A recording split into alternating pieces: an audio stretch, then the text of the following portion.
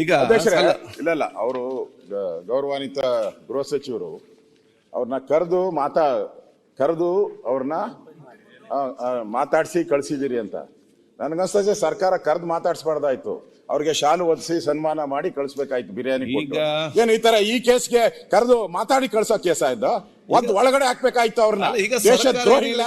ಒಳಗಡೆ ಅಪರಾಧ ಕೇಸು ಹಾಕಿಲ್ಲ ಅವ್ರ ಮೇಲೆ, ಅಪರಾಧದ ಕೇಸು ಹಾಕಿಲ್ಲ, ದೇಶದ್ರೋಹ ಕೇಸು ಹಾಕಿಲ್ಲ. ಸನ್ಮಾನ ಮಾಡ್ತೀರಾ ಅಂತಂದ್ರೆ ಸರ್ಕಾರ ಯಾರ ಪರವಾಗಿದೆ? ಸರ್ಕಾರ ಯಾರ ಪರವಾಗಿದೆ?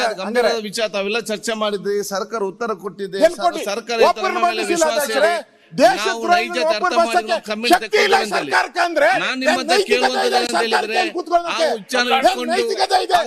ಬೇರೆ ಕೆಲಸ ಮಾಡ್ಲಿಕ್ಕೆ ಇಲ್ವಾ? ಜನಪರವಾಗಿ ಬೇರೆ ಕೆಲಸ ಬೇಡವೇ ಬೇಡ? ಹಸಿದ ಹೊಟ್ಟೆಯಲ್ಲಿ ಆಗಿರ್ಬೇಕಾ? ಬಡವರಾಗಿರ್ಬೇಕಾ? ಹಸಿದ ಹೊಟ್ಟೆಯಲ್ಲಿ ಇರ್ಬೇಕಾ? ಅಲ್ಲ ಸರ್ಕಾರ ಮುಂದೆ ನಡಿಬೇಕಾ?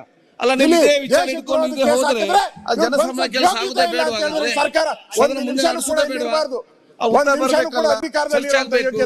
ಇಲ್ಲಿ ಕಾನೂನು ಪಾಸ್ ಆಗ್ಬೇಕು, ಜನರಿಗೆ ಪ್ರಯೋಜನ ಆಗ್ಬೇಕು. ಹಸಿದ ಹೊಟ್ಟೆಯಲ್ಲಿ ಕೂತ್ಕೊಳ್ಬೇಕಾದ್ರೆ ದೇಶ ಉಳಿತ ಅದನ್ನೇನೊಂದಲ್ಲ, ಅದಕ್ಕೆ ಸಕಾರಾತ್ಮಕ ಚಿಂತನೆ ತಾವು ಇವತ್ತು ಮಾಡಿ ಏನೇನು ವಿಶ್ವಾಸ ಇಟ್ಟುಕೊಂಡು ನೈಜತೆ ಅರ್ಥ ಮಾಡಿಕೊಂಡು ಹೇಳಿದ್ದಾರೆ, ತನಿಖೆ ಅವಕಾಶ ಮಾಡ್ತಂತ ಹೇಳಿದ್ದಾರೆ. ಅವರು ಯಾರನ್ನ ಬಂಧಿಸಿದ್ದಾರೆ ಅಧ್ಯಕ್ಷರೇ? ಯಾರನ್ನ ಬಂಧಿಸಿದ್ದಾರೆ? ಮನೆ ಮುಖ್ಯಮಂತ್ರಿ ಏನ್ ಹೇಳಿದ್ರು? ಕರೆದು ಸನ್ಮಾನ ಮಾಡಿ ಕಳಿಸಿದ್ದೀನಿ ಅಂದ್ರಲ್ಲ, ಇದಕ್ಕಿಂತ ನಾಚಿಕೆ. ನ್ಯೂಸ್ ಫಸ್ಟ್ ನಿರ್ಭೀತಿಯಿಂದ ನಿಮ್ಮ ಪರವಾಗಿ.